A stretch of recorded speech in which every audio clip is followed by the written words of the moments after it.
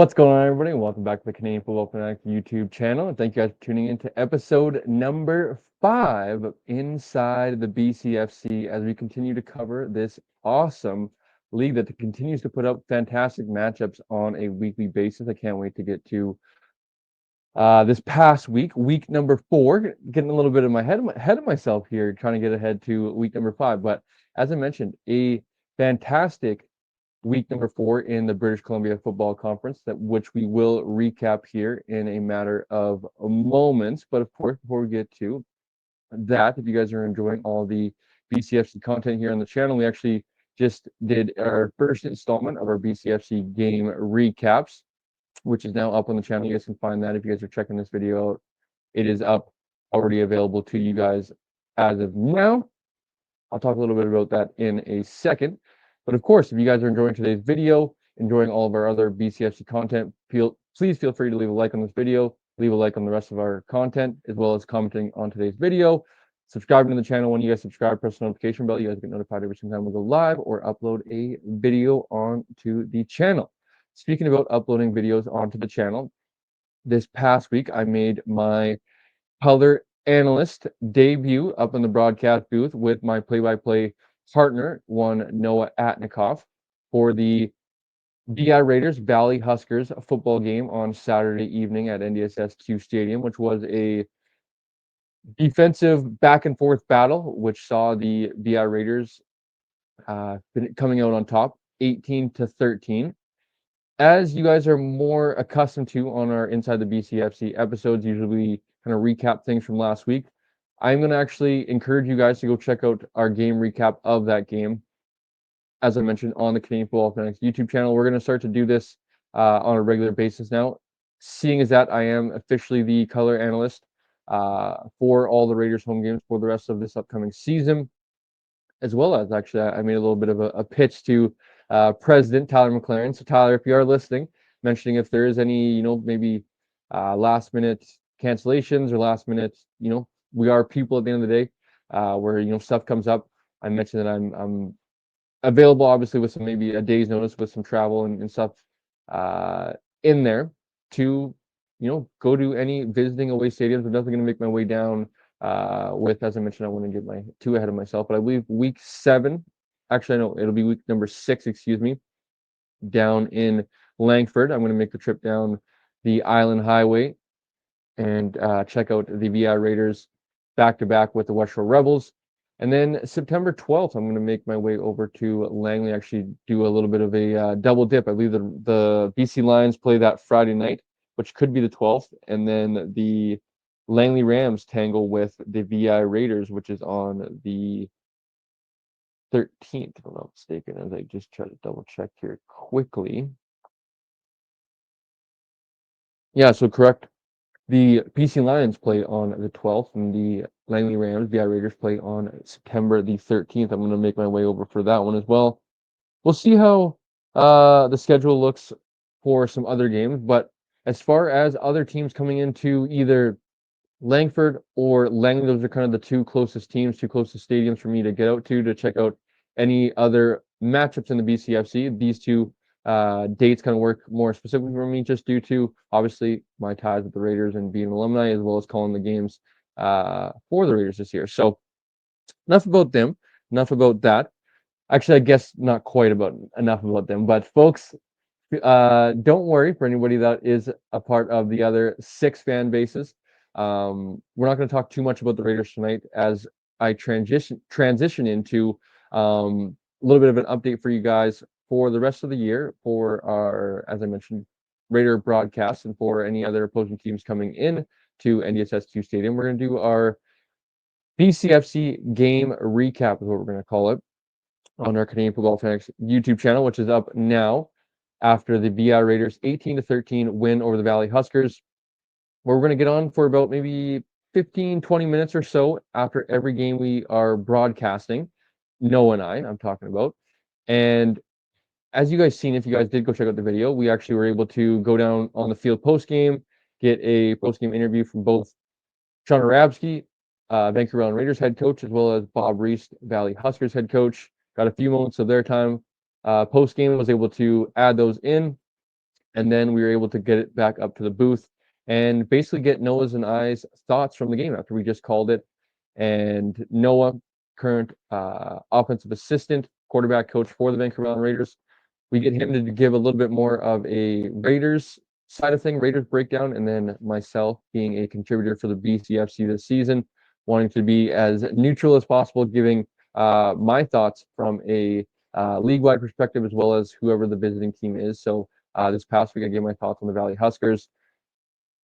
I thought, some standouts for the Valley Huskers. I guess we can maybe start with this game as we are into our game preview here, and get all of our Raiders Valley talk over with, and we'll work our way back this week. A little bit of a unique situation, I guess. We'll work our way from latest game down to the 4 o'clock kickoff. So this one was a 5:30 kickoff. As I mentioned, I'm not going to talk too much about this, guys.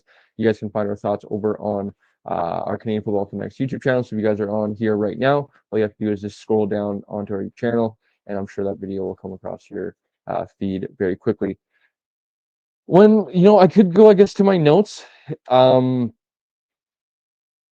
I said, though, I would really like you guys to maybe go over and check out our game recap. Other than that, it was as I said, a back and forth defensive slugfest where both defenses were throwing punches back and forth.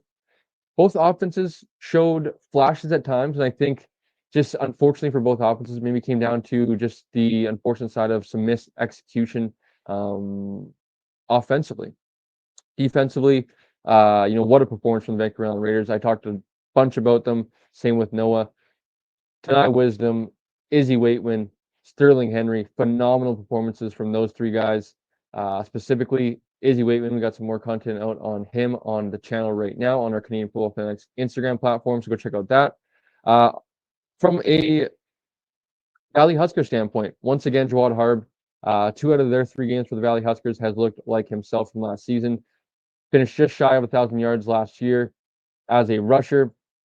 He was over 100 yards, excuse me, as I should probably get this in, because I didn't in the post game, so we didn't have stats quite yet. Folks, that's why I like doing a 2-man job, but I have got quite used to actually the solo recording, the solo podding, I guess is what we're going to call it. And Jawad Harb, 21 carries for 127 yards. He also had a touchdown receiving as well. That's not listed on here, but he did catch a wheel route from Keyshawn Dorsey. Keyshawn Dorsey had some steps in the right direction. Unfortunately, his performance is probably going to be a little bit jaded by the 2 interceptions that were hugely costly from Izzy Waitman. 2 not only game sealing the last interception, but game changing interceptions that Izzy Waitman was able to steal momentum for the Raiders. Other than that, Valley, I know Coach Reese was very frustrated, and I shouldn't say very frustrated. He was honestly quite composed post game, but I could just sense it and tell that he was frustrated, rightfully so. And I would imagine his team is very frustrated after another loss, falling to 0-3, and the moral victories just don't. It's hard to digest a moral victory after. I believe I said in the post game recap of, it's hard to get on the boat ride home and then the bus ride back out to Valley and hang your hat on some of these moral victories that they played good enough to win. They played good defensively. They showed signs, all this stuff. Where I'm sure if you're Coach Reese, you've already heard it for the past 3 weeks. You're kind of tired of some of those things that have been spotlighted, and you'd rather just talk about a victory and be able to get the victory and be able to hone in your guys that we got the victory, something to celebrate, but we have a ton to work on. Unfortunately for them, they have a ton to work on, and they fall short of the victory. But make no mistake, folk, my last thing I'm going to say about this game is the Valley Huskers are a much, much better football team than an 0-3 football team, and all you have to do is watch to find that out. I would imagine they're not going to have to wait long before they get their first victory on the season. The Vancouver Island Raiders, this sets up a huge home and home with their island rival, the West Shore Rebels, in the next 2 weeks, where they host the West Shore Rebels, and then they travel down to Langford in 2 weeks' time. So let's get to, the game of the week, if we're being quite honest, and that's what I said. Arguably, all jokes aside, the 2 undefeated teams coming into this one, the West Shore Rebels and the Okanagan Sun. And let me tell you, folks, the Okanagan Sun absolutely stole this one away from the West Shore Rebels, who, for a half of football, looked like they were going to absolutely run away from this one. A interesting one for me, because as I said I believe I've said probably a few times now in the last few weeks of, it is obviously summertime, so we're trying to enjoy a little bit of the last little bit of summer that we do have left. With a vacation last week, was able to enjoy Vancouver. This week I was on the air, so actually got to the stadium probably around 3 o'clock, an hour before the other two games kicked off. So I actually was able to throw somewhat of the game on, the Okanagan West Shore game on from the booth pregame while we were doing some of our notes and preparations. So was paying attention somewhat. I did not pay attention to the point of seeing it to the 10-0 mark. I actually got an update via social media, and then paying attention to the score updates on the Bcfc's Instagram account. Was quite surprised seeing the first half scores. As I said, the interesting side of things of, West Shore jumps out to a 10-0 lead after the first quarter. They had a 24-12 lead at halftime, and they actually took it up to a 39-26 lead late into the fourth quarter. Not, I shouldn't say late, but midway through the fourth quarter, where they had that 39-26 lead, and they couldn't close it out. They couldn't finish the job. I would imagine Coach Connor Bryan, head coach of the West Shore Rebels, and the West Shore Rebels players are going to be quite frustrated when they watch the film from this one, seeing as that they let this one get away from this one. Should have definitely been a West Shore Rebels victory, and one that kind of put the league on notice, that the conference and the CJFL on notice of, the West Shore Rebels are for real. I think for people that were able to watch the game, as I said, was not able to watch this one live, but was able to go back Sunday morning after I did a few editing and whatnot for the videos and stuff like that. Able to actually the go-to Sunday Costco grocery shop is another good one as well. It could be a hit and miss as well. It could be a disaster if you go to Costco on a busy Sunday, or it could be a good one because you get in there on a maybe a quieter Sunday. But for me, as I said, I was able to relax on my Sunday, go do a little bit of grocery shopping, come home, throw that game on. Was able to watch it in its entirety, which was fantastic. And you absolutely couldn't have asked for a better first half from the West Shore Rebels, who most definitely capitalized on some mistakes, and the Okanagan Sun probably not playing to their best ability. When you look at it, I don't know what they had in the first half specifically. I know they had 4 turnovers in the first half for sure, but when you look at the game in totality, the Okanagan Sun finished the game with 17 penalties, 194 yards, and 5 turnovers. 4 of those turnovers were of the fumble variety. They also had a interception in there. Might have actually been, no, actually it wasn't 6. It was for sure 5, because the other turnover on downs was from the West Shore Rebels, if I'm not mistaken. So as I said, 5 turnovers, 194 penalties, 200 yards of penalties, basically going up and down the football field twice if you're the Okanagan Sun. Unacceptable. I'd imagine Coach Miller was quite frustrated down on the field. And then the 5 turnovers, as I said, 4 of them came in the first half. One of them, end of half situation where Liam Kroger's throwing the ball up in a Hail Mary type situation. Kind of hard to really chalk it up as a turnover per se. At the end of the day, it still goes down on the score sheet as such. But at the end of the day, in the first half, it was just a weird bunch of turnovers from the Okanagan Sun, where they just simply couldn't hold on the ball. Liam Kroger dropped a snap on one of them. I believe it was Melanson was the other one, number 6, their receiver. Caught a little underpass. Didn't really get, the new thing in football is the peanut punch, going for that, kind of punch the football out. Didn't really look like he got the ball punched out. Kind of just looked like on contact, it kind of got jarred free. It ends up coming free and ends up coming onto the ground. West Shore was able to pick that up. Just some weird situational things that happened to the Okanagan Sun in that first half. But as I said, you couldn't have asked for a better one in terms of capitalizing on their mistakes, on their errors. Who's going to feel bad for the Okanagan Sun if you're the West Shore Rebels? Absolutely not. If you're the West Shore Rebels, is what I meant to say there. You capitalize, you try to score as many times as you can. And as I said, that's what they were able to do. 24-12. Maybe you would have liked to see them try to capitalize that and try to take a a bigger bite out of them, and maybe get to 30-12, something like that. A bigger margin that would have been able to maybe get the victory home, if you will.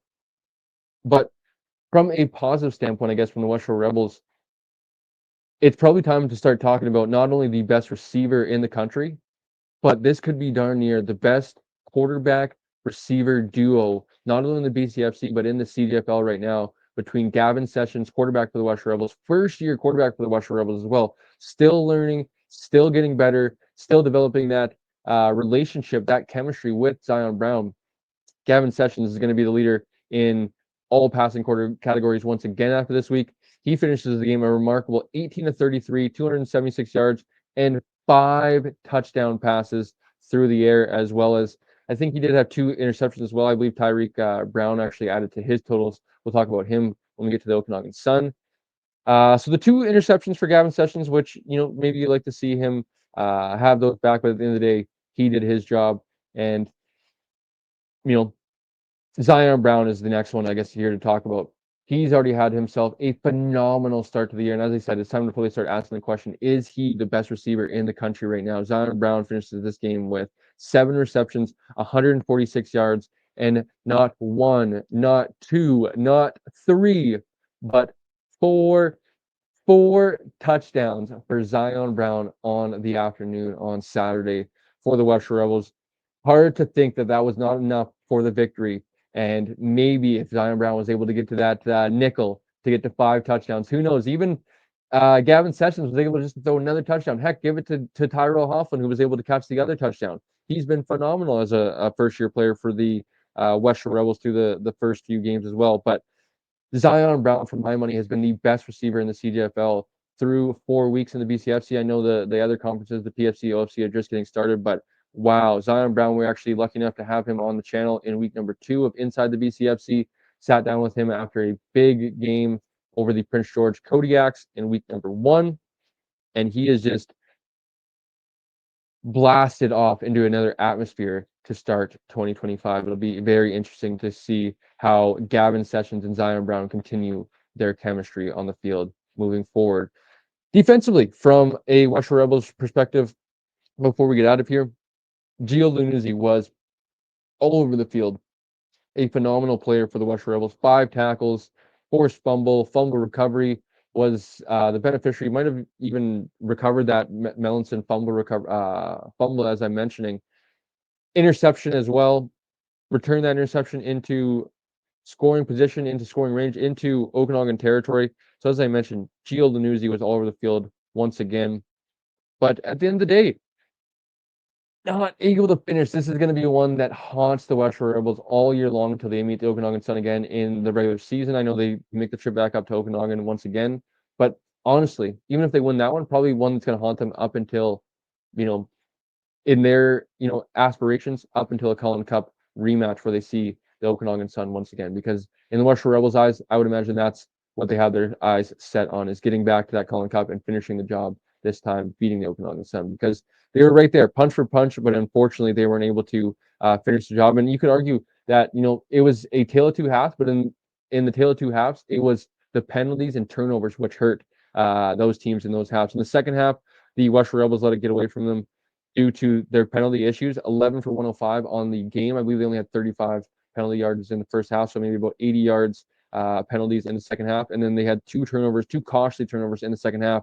The one costly one that comes to mind that I think really just basically flipped the game on its head and really kind of let you know that this was almost, oh boy, this was getting out of hand for the Western Rebels. They're up 39, what was it? 39-33 at this point. They have the ball in their end of the field, and they leave the offense on the field for a 3rd and short situation. And then you can hear on the broadcast that the sidelines calling for a timeout, timeout, timeout.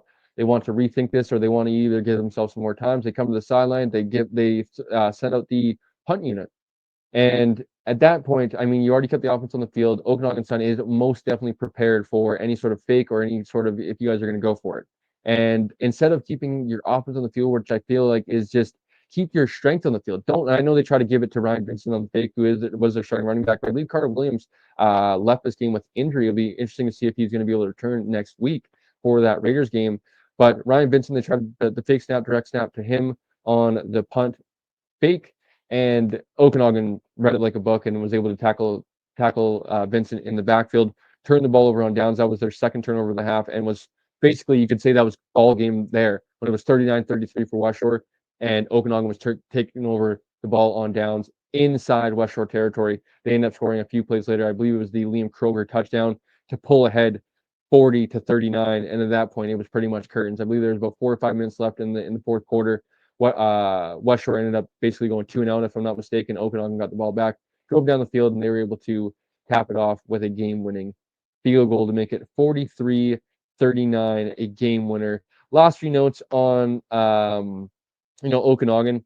I think it's probably the easiest thing to say is it's really scary to think this was probably honestly maybe a little bit of a good thing. You could probably find the silver lining if you're one Travis Miller, Shane Beatty, Jordan McCarty of, this is a good thing to keep these guys hungry, keep these guys motivated that, hey, we can't just show up on game days, roll the balls out, and let's play and think we're going to roll over everybody. There's tough competition in the BCFC. We're going to have to bring our A game every week and play at our best every week to make sure that we're looking like the Okanagan Sun that we expect to look like. So scary to hear if you're maybe around the BCFC, but honestly, my opinion, I think this team is going to be very motivated by this effort of not wanting other teams to get close to them.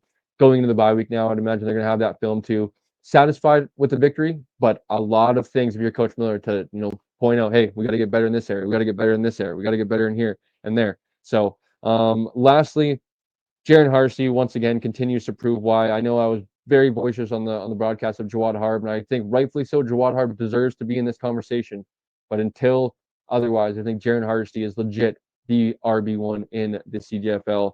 He puts up another big performance with a 26 carry, 149 yard rushing performance, as well as a 1 reception, 55-yard screen pass that was a big time momentum swing that set the Okanagan Sun up into West Shore Rebels territory. Other than that, the wrecking force up front for the Okanagan Sun that is Jaquintus Summers, Jarvion Williams, Hunter Boldsma, you could even argue in there. Santiago Rodriguez, I believe, is another one. Maybe not getting some of the numbers, but Jaquintus Summers leaves this game with 2 sacks. Jarvion Williams with another sack. Hunter Boldsma didn't record a sack, but was very active once again. He came into this game with 3 sacks. I believe he was 4th in the BCFC with sacks. You look at Jarvion Williams coming into this game with 4. I think he fit top 3 or something like that. Now he has 5 on the season. Jaquintus Summers, oh my goodness, if it wasn't for Tonight Wisdom, who we chatted a little bit about earlier, who had 4 sacks, I believe he was credited with on the Saturday. Jaquintus Summers leaves the game with 2 sacks. He's now up to 8 sacks. Ridiculous numbers. Video game type stuff from Jaquintus Summers, who's most definitely on pace for Defensive Player of the Year in the CJFL on this record pace that he's on right now. Other than that, Tariq Brown, as I mentioned, 2 interceptions from himself, getting it up to 4 for him on the season. The Suns stay undefeated and get into their bye week, as I said, a very motivated group after they face some major adversity.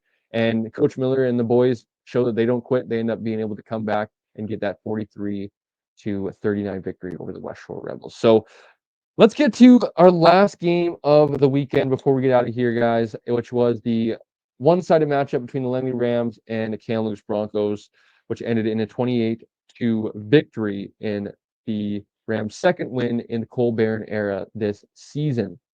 And I'm sure Coach Barron was quite pleased with his defensive effort, seeing as that it was basically a shutout. It was pretty much a donut, as the safety or 2 points that came were on the board for Kamloops came off of self-inflicting errors on the Langley Rams' part. It was a bad snap on the punt.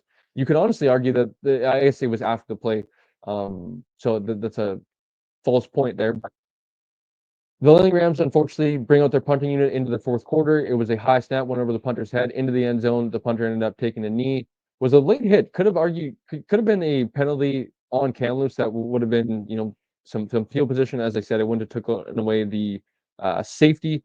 But that being said, a very strong effort defensively from the Langley Rams, as they only let up 0 points. I know it says 2 on the board, but outside of the safety, as I mentioned, a very, very good job. Got to be very satisfied, but a lot of stuff too, I'm sure, for Coach Barron to get better, as it's going to be an interesting one with the Langley Rams going on the road for the first time this year as they take on the Prince George Kodiaks this upcoming week. So other than that, some defensive standouts. Once again, Cade Handy for the Langley Rams, linebacker, led the way with 6 tackles. Very disruptive. Heard his name quite a bit in the little bit of I was only actually able to rewatch this for a half actually today of I guess not today of this recording. Actually, correction. Today of this recording, but by the time you guys are hearing this, day before upload is what I'm trying to get out of my mouth here. Excuse me, folks. But Keaton Handy, once again, was a very noticeable player. 6 tackles, 1 pass breakup. And then Ben Lauren, you know, could have had 2 interceptions himself, had the 1 interception, set up the Langley Rams to get, I believe, their second touchdown of the first half. The Bruce Jones touchdown was one that capped it off. It was the very following play where Bruce Jones was able to take it in for a touchdown. So Ben Lauren doing his job. He also chipped in with 3 tackles as well. As I said, could have been 2 interceptions as well. So Bruce Jones, though, once again, getting back to looking like Bruce Jones of old. He was able to get over the 100-yard mark once again. I really think the Langley Rams, I know they have Reggie Elliott in that backfield, a lot of mouths to feed, and you're trying to keep everybody satisfied. But I think the Langley Rams are honestly at their best when Bruce Jones is getting a majority of the workload, a true workhorse back. And obviously you're able to have that change of pace in a guy like Reggie Elliott a little bit somewhat. But Bruce Jones, once again, 16 carries, 118 yards, 1 touchdown. When you're using Bruce Jones, not only for that, 4 or 5 carries a game. I know my guy Alex France might be listening or whatnot, trying to pick up a little secrets here and there, and maybe he's not, rightfully so, right? Alex, feel free to listen to yourself, buddy. You're 2-1 as the offensive coordinator, so feel free to let the peanut gallery, myself, talk all they want. But Bruce Jones, for my money, man, he's up there. I think with Jawad Harb, Jaron Hardesty as the top backs in the BCFC. As I said, he tops the 100-yard mark with 118 and 1 touchdown for 16 with 16 carries. Reggie Elliott as well chipped in 11 times with 38 carries. And then when you look at the receivers, Tyson Gale was another effective one. He actually had 4 receptions, half of them going for touchdowns with 2, and had 7 yards receiving. Blaine Hooper was very efficient and was able to find the end zone through the air this game, as well as actually, no, he wasn't. He didn't punch one in the ground, but he finished the game 13 of 19, 142 yards passing with 2 touchdowns and goose egg in the interception category, which is a good thing for Plano Hooper. Plano, I feel like in a good situation or maybe an ideal situation with the Langley Rams, where you're kind of in that, game, and I feel like in young fellas, do not take this as a slight or do not take this personal when I say a game manager. Because let me tell you this, folks. PSA, public service announcement. I get a little bit upset at this because I feel like I got called a little bit of a game manager. And like I said, it's not a bad thing to be a game manager. Guess what? The greatest quarterback of all time, Tom Brady, and as you can see, Bills fan right here, folks. It does hurt me to say that. I don't want to hear any other answers until proven otherwise. But Tom Brady is the greatest, not only quarterback, you could argue player of all time in football, ever to lace them up, ever to put shoulder pads on. And you could argue that he was the best game manager and he did what to win. And I think some of these quarterbacks, they could benefit off that. I think Plano Hooper did himself a good job of that today, on Saturday with the 13 and 19. Very effective and 2 touchdowns, 142 yards passing. I believe that's pretty much it from a Langley Rams perspective. It was interesting to see Carter Moberg, the former Regina Thunder quarterback, transfer to the BCFC mid-season. I guess their season hasn't gotten underway yet, so some implications going on, and the Kamloops Broncos were able to find a quarterback with all the situational stuff surrounding their quarterback situation, I guess is the best way to put it, with starting quarterback going down due to an injury, backup quarterback going down to injury, and then you're having to you're faced with third string rookie quarterback who's taking some steps forward, but he's also learning on the fly, right? And some learning experiences, a learning curve for one Chase Witzel. But Carter Moberg came in and was decent, and I think a pretty tough one for him to come halfway across the country into a new team, all that sort of stuff. So give Carter a few more weeks to get maybe up to speed, and I feel like hopefully develop that chemistry with a guy like Colton Meikle to develop or to enhance him and to grow him in that offense. Because I feel like when he's a focal point, they're at their best. So Kamloops Broncos offensively, Cam Zagorchek is another one I think is a solid player for them. He finished the game with 9 carries for 66 yards, long of 25.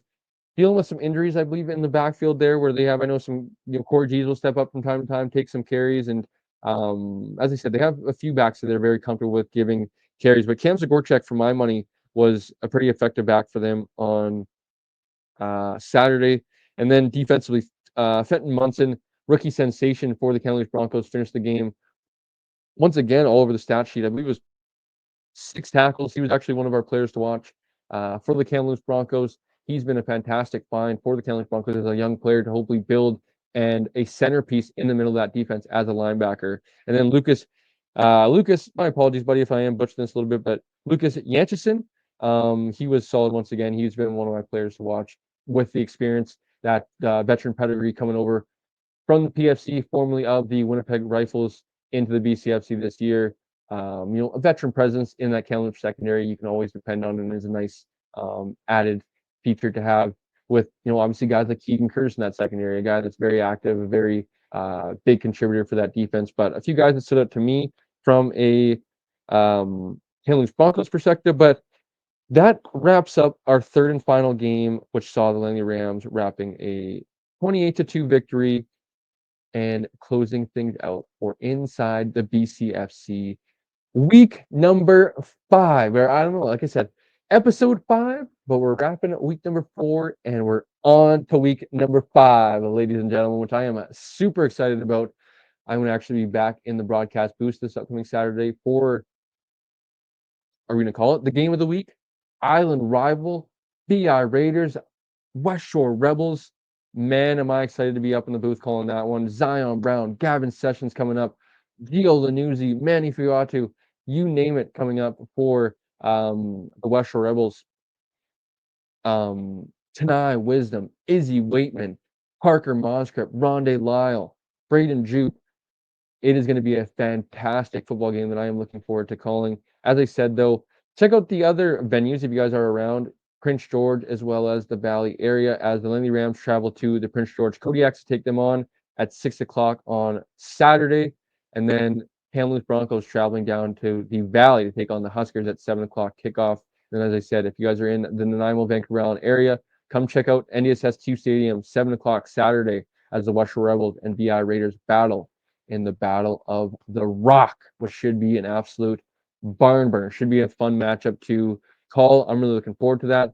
As I said, guys, if you guys can't make it down to the park, though, tune into BCFC TV. Maybe more specifically that BI Raiders West Shore Rebels. You guys will hear yours truly, as well as my play-by-play man, one Noah Atnikoff. Should be an absolute. I don't know how many times I could say it. I kind of joked about it on the broadcast of, like, it got late in the fourth quarter there of the, drink if you've heard me say this before, drink if you've heard me say this, how excited I am for this upcoming week and to call this game. So other than that, ladies and gentlemen, inside the BCFC, we are done with week number 4, as this is of the recording, the 11th of August. Wow, I can't believe how time is flying. By the time you guys are listening to this, it'll be the 12th. And then this weekend, it'll be games week number 5. I can't freaking wait. Other than that, like today's video if you guys enjoyed. Like our other content that revolves around the BCFC. If you guys haven't checked that out, you guys just have to, click on our YouTube channel.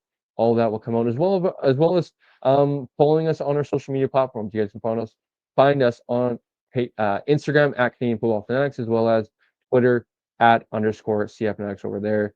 If you guys are tuning in on YouTube today and watching today's video, let us know down below in the comments how you guys are feeling about your squad going into week number 5, as it is just about the halfway point of the BCFC season, as well as how you guys are feeling about this upcoming slate of games.